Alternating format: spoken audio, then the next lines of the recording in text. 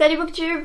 Ça y est, c'est la fin du mois de novembre, et qui dit fin du mois de novembre dit fin du Pumpkin Autumn Challenge, accessoirement début du Cold Winter Challenge. Mais bon, pour cette vidéo, je vais me concentrer sur le premier, et donc il s'agit de ma vidéo bilan du Pumpkin Autumn Challenge. Donc ici, je vais vous parler de tous les livres que j'ai lus pendant cette période, qui, comme vous le savez sûrement, durait de début septembre à la fin du mois de novembre. Et je dois avouer que je suis plutôt contente de moi, puisque dans cette période, j'ai réussi à lire 22 romans et 9 graphiques, enfin plutôt 9 mangas, donc franchement c'est plutôt pas mal. Après, comme d'habitude, je ne suis pas très bonne pour finir les challenges puisque il y a toujours des catégories où je vais lire 3-4 livres dans la sous-catégorie et certaines où j'en lis aucun. Donc en réalité, pour ce challenge, il y a une sous-catégorie où je n'ai rien lu et 2 sous-catégories où je n'ai lu que un manga et pas de roman. Mais bon, on s'en fiche. Je considère que de toute façon j'ai réussi mon challenge, même si je ne lis qu'un livre dans le challenge, de toute façon pour moi il est réussi. Le but, on va être honnête, c'est juste de faire des listes et de s'amuser et de partager tous ensemble ce qu'on a pu faire pendant le challenge. Et du coup je m'étais dit que c'était l'occasion de faire une vidéo un petit peu différente de ce que je fais d'habitude, parce que je vais faire donc un bilan de tous les livres que j'ai lus et je vais me concentrer sur les romans puisque c'est une raison assez simple. Je vais un petit peu essayer de grader les différents livres et je trouve qu'un graphique et notamment un tome de manga par exemple n'est pas forcément comparable à un roman en termes de développement des personnages, d'univers, etc. Forcément dans un tome de manga on a beaucoup moins de choses que dans un roman. En plus il y a le côté graphique qui vient s'ajouter au texte, etc. Enfin pour moi ce sont deux médias qui sont difficiles à comparer et donc comme je vais essayer de grader les choses, je trouvais ça mieux de me concentrer sur les romans. J'ai encore une fois pas lu beaucoup de graphiques, donc je pense pas faire une vidéo spécialement pour les graphiques comme celle-ci. Je vous ferai de toute façon ma vidéo dernière lecture de graphiques à la fois de octobre et novembre. Je vais combiner les deux, mais elle va sortir très prochainement. Vous vous en doutez, donc je vais parler de 22 livres aujourd'hui. Je ne vais pas m'étendre en détail sur mon avis sur chacun des livres. D'ailleurs, cette vidéo n'est pas du tout scriptée, c'est totalement spontané. D'habitude, j'ai quand même un ordre d'idée de ce que je voudrais dire, mais là, ce sera spontané. Mais du coup, je ne vais pas détailler beaucoup mon avis. Si vous voulez quelque chose de plus construit, de plus réfléchi, n'hésitez pas à aller voir mes vidéos dernière lecture. Donc, celles de septembre et octobre sont déjà disponibles sur la chaîne. Et les 2 vidéos pour novembre vont sortir très bientôt. Donc, n'hésitez pas à vous abonner et à mettre la petite cloche si c'est quelque chose qui vous intéresse. Donc pour faire mon bilan de ces livres, j'ai décidé de faire un format un petit peu particulier, ce qui explique pourquoi je ne suis pas dans mon setting habituel. Et j'ai décidé de faire ce qu'on appelle une tier list. Peut-être que certains ou certaines d'entre vous ne connaissent pas ce principe, c'est plutôt utilisé dans la sphère anglo-saxonne. Et vous allez très vite comprendre, en fait c'est un moyen pour vraiment grader un petit peu les livres en les mettant dans des catégories de la meilleure à la moins bonne. Voilà, vous allez très vite comprendre, c'est très simple.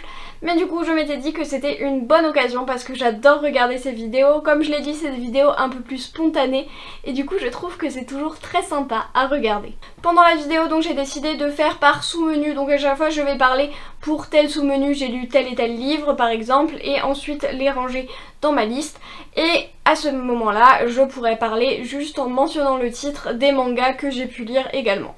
Et du coup, sans plus de préambule, parce que c'était déjà un peu trop long, on va commencer tout de suite. Et je vais vous retrouver en tout petit. Donc je vous retrouve comme je vous l'ai dit en tout petit et on a donc mon écran d'ordinateur avec toute la tier list. En bas c'est tous les livres donc que j'ai lus.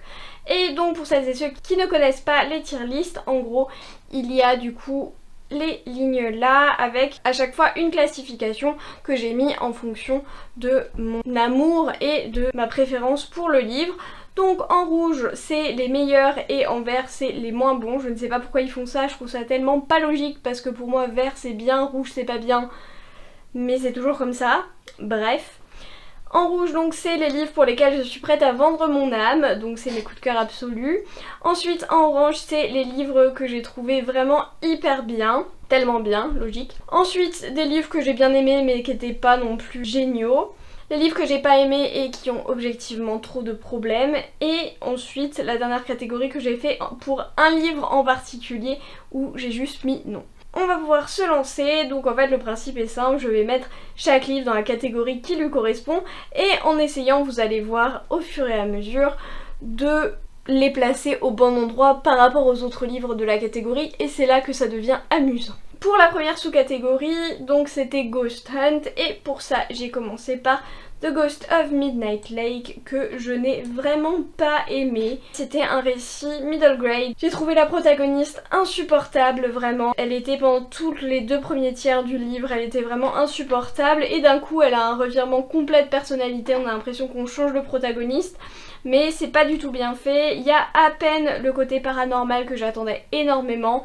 Les fantômes en fait on les voit quasiment pas, enfin moi j'ai même pas fini ce livre, je me suis arrêtée aux 2 tiers quand même et on avait eu une fois mention de peut-être un fantôme. Enfin voilà, c'était vraiment pas terrible, j'ai vraiment pas aimé. Il y avait trop de problèmes à mon goût, d'où sa présence ici. Ensuite, en deuxième, donc toujours dans Ghost Hunt, j'ai lu l'agence Lovecraft et donc celui-là, c'est la raison pour laquelle j'ai dit non. C'est ma 3e tentative pour les livres de Jean-Luc Marcastel et je pense que je vais m'arrêter là. Parce qu'il y a vraiment beaucoup trop de problèmes, beaucoup trop de choses problématiques je trouve.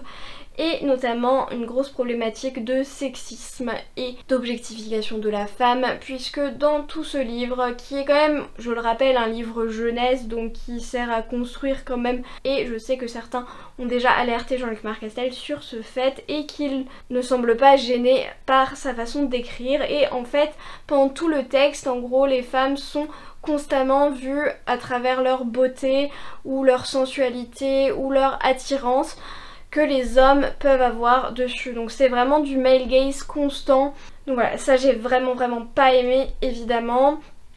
Après pour le reste c'était pas très bon non plus, il y avait beaucoup trop de clichés. C'est des complots d'organisations mondiales, c'est des organisations mondiales qui embauchent des enfants de 13 ans, enfin voilà. C'est vraiment bourré de clichés, j'ai vraiment pas aimé et je pense que je vais m'arrêter là pour les livres de Jean-Luc Marcastel et j'en parlerai plus en détail, même si j'en ai déjà pas mal parlé là. J'en parlerai plus en détail dans ma vidéo de novembre. Ensuite, La princesse au visage de nuit de David Brie.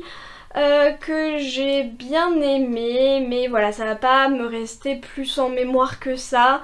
Donc pour ça c'était le portrait du mal, puisque en fait en fond on distingue un visage et puis j'avais fait la filouterie de dire qu'il y avait le mot visage dans la couverture, donc que c'était bon. En fait je m'attendais pas du tout à ça, puisque il n'y a pas trop de dimension fantastique ou fantasy. Je m'attendais vraiment à quelque chose dans ce style là, mais on est plus vraiment sur de l'enquête et j'ai pas trouvé l'enquête non plus incroyable. Je m'attendais vraiment à mieux et voilà, j'ai pas été non plus hyper conquise. C'est intéressant, on se laisse prendre au jeu au bout d'un moment, mais voilà, c'était pas exceptionnel, j'ai pas trop aimé les personnages, donc voilà, ça va à cet endroit là.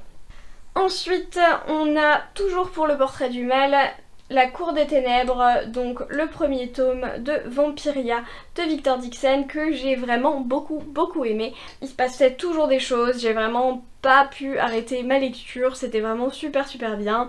Donc voilà, j'ai vraiment adoré, c'était hyper cool, je vais continuer avec la saga. Pas grand chose de plus à en dire ici. Et ça tombe mal parce que le truc drôle dans les tier lists, c'est quand il y a des débats pour savoir où est-ce qu'on les met à l'intérieur des sous-catégories, et là pour le moment... il y a un livre par sous-catégorie, mais ce sera plus intéressant après, vous verrez. Pour le dernier livre dans la catégorie Portrait du mal, j'ai lu Carisotto is Back de Taylor Jenkins Reid, donc j'ai parlé en long, en large et en travers dans ma dernière vidéo, dernière lecture, puisque j'ai absolument adoré ce livre. C'est un livre absolument magnifique que j'ai vraiment...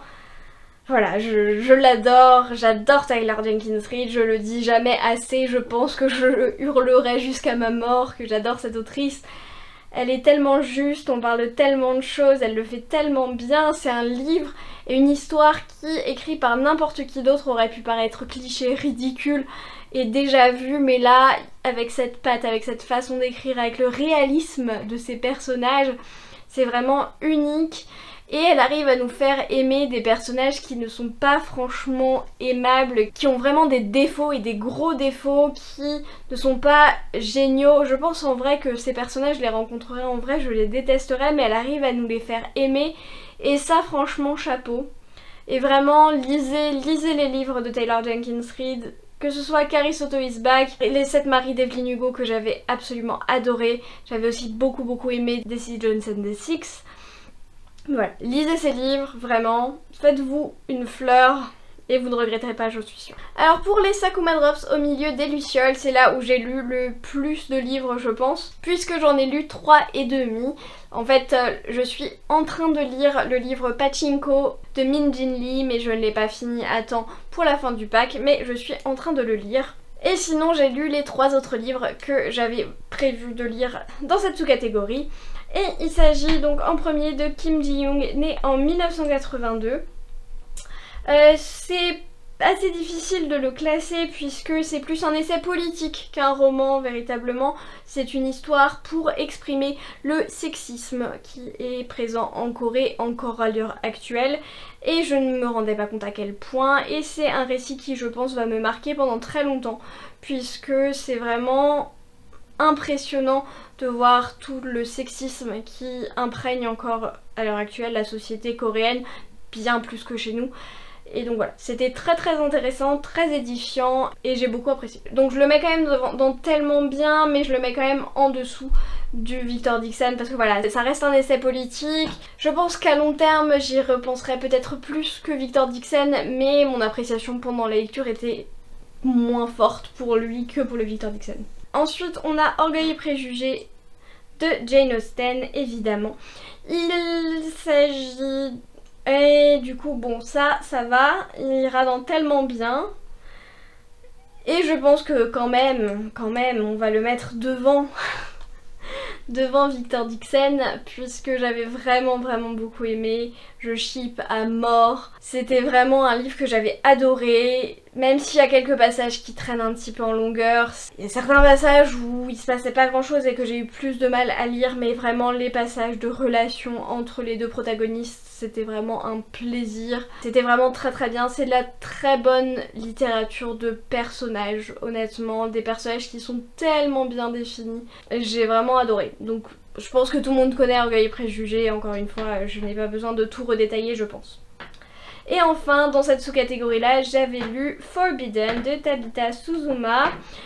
Donc c'est un livre qui je pense va me marquer puisque pour celles et ceux qui ne le savent pas, il s'agit d'une histoire d'inceste avec une relation amoureuse entre un frère et une sœur, mais il y avait quand même énormément de problèmes, donc je pense qu'il me restera en mémoire, mais il n'était pas non plus incroyable. Après, pour le côté rester en mémoire, je pense qu'il est moins qualitatif de façon purement objective que La Princesse au visage de nuit, ça y a pas trop de doute, mais je pense qu'il me restera plus en mémoire. C'est pour ça que je préfère le mettre ici. Voilà, c'est pour ça. Ensuite, on avait dans le menu de Automne de l'étrange la sous-catégorie numéro 1, les mystérieux habitants de Pottsville. Et pour ça, j'avais commencé par Small Spaces, qui était mon livre halloweenesque de l'année.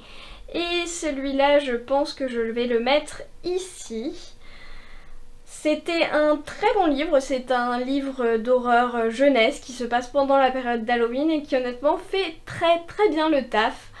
Ça fait très peur pour un livre jeunesse, honnêtement. Les personnages sont hyper mignons, hyper cool à suivre. Il y a des beaux messages sur le deuil. C'était très sympa.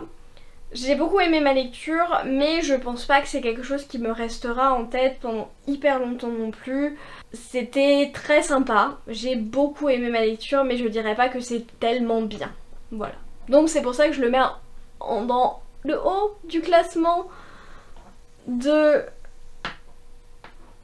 la troisième sous-catégorie.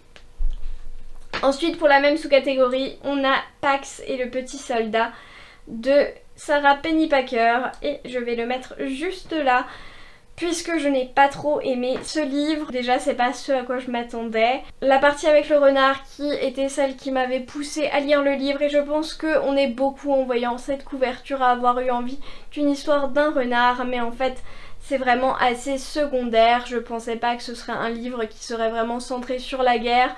Les passages avec le renard sont finalement assez redondants. Voilà, j'ai vraiment pas trop aimé, je pense qu'il y a des défauts d'écriture, il y avait pas mal de problèmes qui m'ont dérangé. C'est pour ça que je le mets là, j'avais vraiment pas trop apprécié. Ah non, il va y avoir un problème. The Burning God, donc le tome 3 de The Poppy War. Si vous suivez ma chaîne depuis un moment, vous ne vous poserez pas trop la question où je vais le mettre. Je pense que c'est évident pour tout le monde que je le mets ici, dans la catégorie en tout cas. Maintenant, well,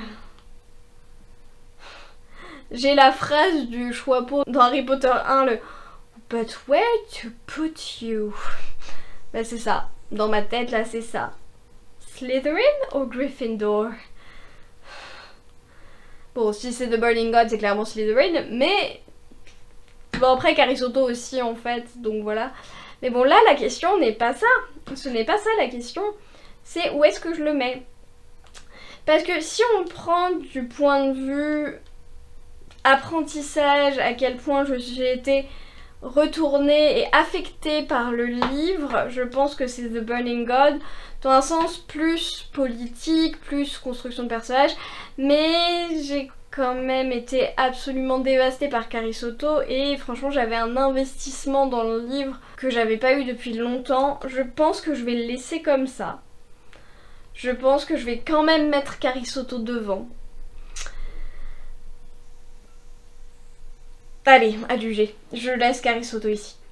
C'est pas facile, hein, c'est pas facile, on dirait pas, mais c'est pas facile.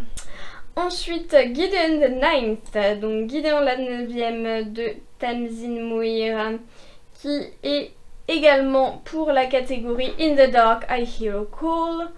Et je viens de me rendre compte que j'ai sauté la catégorie La Cueillette des Champignons, puisque dans cette catégorie, je n'ai lu qu'un manga, il s'agit du tome 2 des Carnets de l'apothicaire.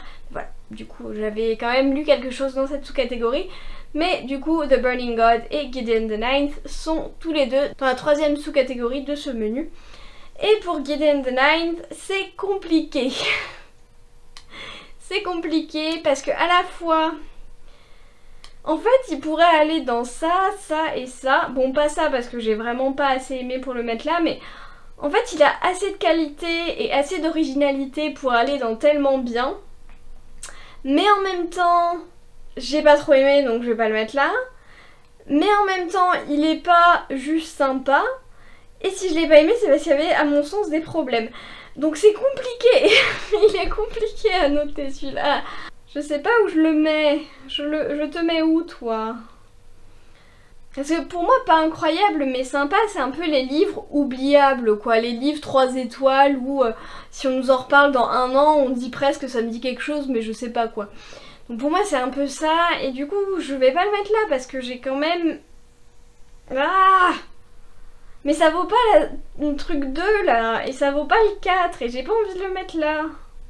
Si je le mets là en disant que c'est une honorable mention parce qu'il y avait quand même beaucoup de problèmes mais que c'est quand même une note mieux que ça.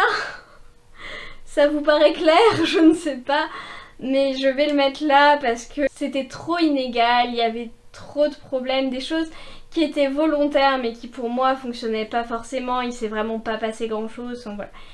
C'est très très compliqué de parler de Gideon the Ninth je trouve parce qu'il y a énormément de trucs super intéressants, c'est totalement novateur, c'est un roman que j'arriverai pas à classifier parce que il a tellement de genres qui s'entremêlent. On a de la fantasy, on a de la science-fiction, on a du crime, on a de l'horreur, vraiment trop de choses. On est laissé dans le flou tout le temps, on a une narratrice qui est pas du tout fiable, enfin voilà, c'est vraiment très très bizarre. Ouais, je sais pas trop où le mettre, il est difficile à noter lui. Mais voilà, en tout cas, il vaut vraiment le coup, mais je le trouvais trop inégal avec trop de problèmes, donc sachez que je valide cette classification. Toujours dans la même catégorie, il y a la lecture commune Explora-Livre de novembre. Et pour celles et ceux qui ne le savent pas, on a un live qui est prévu donc lundi soir à 20 h sur cette même chaîne d'ailleurs. Et du coup c'était Le Sang de la Cité, le premier tome de Capitale du Sud de Guillaume Chamanadjian. Et celui-là il va dans le 4 étoiles. Je spoil un petit peu la lecture commune, mais j'ai vraiment énormément aimé.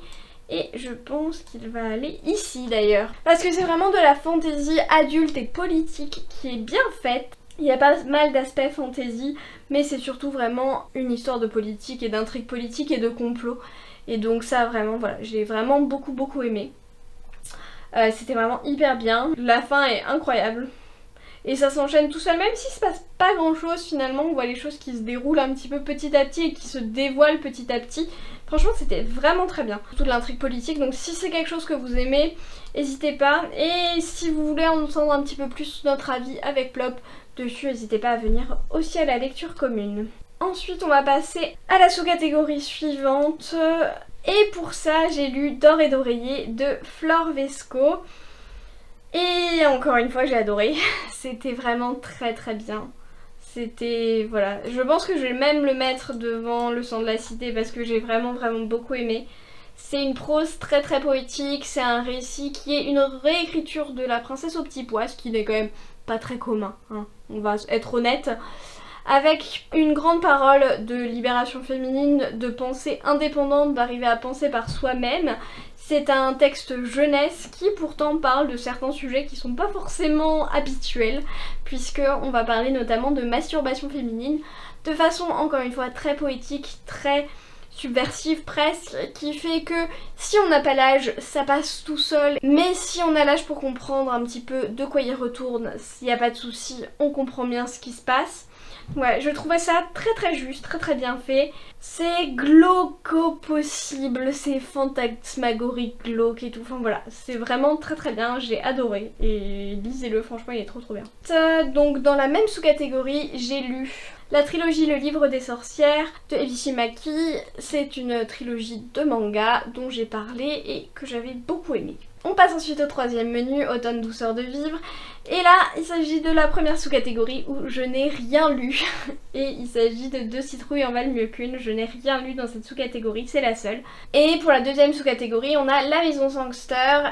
J'ai lu Le roi n'avait Paris de Guillaume Meurice que j'ai trouvé, bon, voilà quoi. Je m'attendais à un truc plus sympathique. Voilà, j'ai rien à en dire quoi. C'est oubliable. Et j'avais écouté en livre audio Tu comprendras quand tu seras plus grande de Virginie Grimaldi. Et je vais le mettre là. Parce que pareil, c'était sympathique, mais voilà, c'était pas incroyable. Les messages qui sont bourrinés avec un marteau-piqueur dans ta tête pour que tu comprennes bien que c'est ça qu'on veut te faire comprendre. Bah, c'est pas des messages révolutionnaires non plus, donc il va pas particulièrement me rester en tête. C'était pas incroyable, enfin voilà, c'était assez basique. Ensuite, on a Il n'y a jamais trop d'épices dans ma pumpkin pie. Et pour ça, j'ai Sous les sabots des dieux de Céline Chevet que j'ai le malheur de mettre ici. Puisque bah, j'ai pas aimé. Je pense que ça se voit du coup. La protagoniste était vraiment insupportable. Il y avait beaucoup trop de problèmes de gestion de cette protagoniste. J'avais envie de lancer le livre par la fenêtre tellement elle me saoulait, donc c'était pas possible. Ça ne s'est pas bien passé entre ce livre et moi, donc voilà. L'univers était très cool en revanche. La plume de Céline Chevet, j'adore toujours autant. Mais voilà, avec celui-là, ça l'a pas fait. Malheureusement. Ensuite, toujours pour Il n'y a jamais trop d'épices dans ma pumpkin pie, j'ai From Blood and Ash de Jennifer L. Armentrout. Et pour ça, je vais le mettre dans Tellement bien parce que j'ai vraiment beaucoup aimé. Je vais le mettre, je pense, avant la cour des TM parce que dans la cour des TM, il y avait quand même 2-3 petits trucs qui ralentissaient un peu la lecture. Le personnage principal qui est un petit peu caricatural, un petit peu cliché, même si je sais que Victor Dixon le fait souvent de façon volontaire. Après je dis pas que dans From Blood and Ash il n'y a pas de problème, mais c'est une lecture qui s'est engloutie toute seule. C'était de la romantaisie plutôt bien faite. Après ça vient avec les contraintes et les problématiques de son genre qui est donc la romantaisie. C'est parfois ridicule, c'est parfois très cliché, des protagonistes pas toujours très fututes. Mais voilà, c'était plutôt de la très bonne romantaisie. J'ai hâte de savoir où ça va aller, mais voilà, j'ai énormément apprécié, donc voilà. Pour la prochaine sous-catégorie, on a de nouveau une sous-catégorie où je n'ai lu qu'un seul manga. Il s'agit de Chante-moi une chanson Sassenark et j'ai lu Mashle. Je ne sais plus quel tome exactement j'avais lu pendant cette période, mais voilà, j'ai lu Mashle que j'ai beaucoup aimé. Et enfin, le dernier menu, Automne rayonnant. Pour la première sous-catégorie, We're All Born Naked and Dressed is Drag, j'ai lu Autobiographie de Christina Loren. Il s'agit de son livre Young Adult et pour ça je pense que je vais le mettre là. J'hésite un peu à le mettre par rapport à Tu comprendras quand tu seras plus grande, mais en fait ce livre Tu comprendras quand tu seras plus grande m'a plus touchée que autobiographie. Je pense que je commence à être un petit peu vieille pour ce genre de texte. En fait, il s'agit de relations amoureuses entre deux garçons. Un qui sait qu'il est gay et l'autre qui le découvre dans une ville où il n'y a que des mormons globalement. Et le garçon qui le découvre en fait c'est le fils du grand mormon de la ville entre guillemets. Je connais pas trop les termes des mormons donc ça se passe pas très bien. Mais voilà, c'est des trucs qu'on a déjà vus honnêtement. C'est bien, c'est mignon, c'est bien fait, c'est bien raconté, mais voilà, ça casse pas trois pattes à un canard, je pense que je ne m'en souviendrai jamais. C'est pas quelque chose qui va me rester en tête et j'ai plus finalement été touchée par le récit de Virginie Grimaldi. Pour la même sous-catégorie, Féline de Stéphane Servan et celui-là, donc il va aller dans la même sous-catégorie.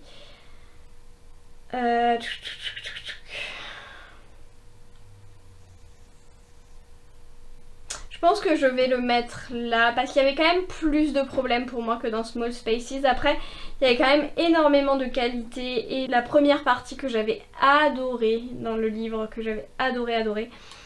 C'est vraiment hyper bien fait et après j'ai trouvé que ça partait trop loin, trop vite, que c'était trop survolé finalement. C'est pour ça que je le mets là. J'ai trouvé ça très sympa, très bien avec beaucoup de potentiel mais j'ai été finalement un petit peu déçue. Ça va être un petit peu le même discours pour le prochain livre qui est dans la sous-catégorie You Cannot Eat the Money et il s'agit des Oubliés de Lama de Florian Soulas. Et pareil, donc on va dans la même sous-catégorie et pour le coup... En fait je sais pas pour Féline parce que c'est quand même assez original, c'est quand même un beau discours. J'ai presque envie de le mettre avant. Mais il y a plus de problèmes en même temps. En fait, le problème c'est que dans les deux, Féline et les Oubliés de Lama, on est un peu dans le même problème. C'est-à-dire qu'il y a des choses très bien et il y a des choses où j'ai beaucoup moins aimé et où il y a vraiment objectivement des problèmes. Et du coup, les deux, en fait, le problème c'est que ce qui fonctionne très bien et du coup est devant Small Spaces, mais ce qui fonctionne pas est derrière. Donc je suis un peu partagée. D'un autre côté, je pense que je me souviendrai plus des deux que de Small Spaces. C'est compliqué, hein. Je pense que je vais laisser comme ça parce que, comme je vous ai dit, en fait, j'essaye aussi de me dire de quels livres je vais me souvenir et lesquels vont rester impactants pour moi et que je pense que ces deux-là le resteront plus que Small Spaces finalement. Allez, à juger. Et enfin, le dernier livre de cette catégorie, enfin de ce Pumpkin Autumn Challenge plutôt, il s'agit du Don des Mériniques et pour ça j'ai Boudica de Jean-Laurent Del Socorro et malheureusement il tombe dans le bas de la liste puisque je vais le mettre ici. J'ai pas été exaspérée au point de Sous les sabots des dieux, c'est pour ça que je le mets devant, mais vraiment il y avait trop de problèmes pour moi, c'était trop survolé. C'est tellement survolé qu'on n'a aucun enjeu, on ne s'attache pas du tout au personnage et voilà, j'ai vraiment pas du tout réussi à m'impliquer dans l'histoire à cause du fait que ce soit trop rapide. J'ai vraiment eu énormément de difficultés avec ce livre et c'est pour ça qu'il est aussi bas. Bon, du coup c'est bon, j'ai fini et c'est assez quand même mitigé, j'ai l'impression. On est à peu près dans mes avis habituels, en tout cas on est dans la même zone de notation que d'habitude. Je suis souvent dans ces eaux-là de plutôt correct, sans plus, avec quelques-uns en dessous et quelques-uns au-dessus et quelques vrais coups de cœur. Donc c'est pas forcément surprenant, évidemment que j'aimerais qu'il y en ait plus que j'aime beaucoup. Pas mal de lectures en demi-teinte et des lectures assez frustrantes parce qu'il y a beaucoup de bons mais il y a aussi du beaucoup moins bon. Donc voilà, c'est ça qui me dérange un petit peu plus.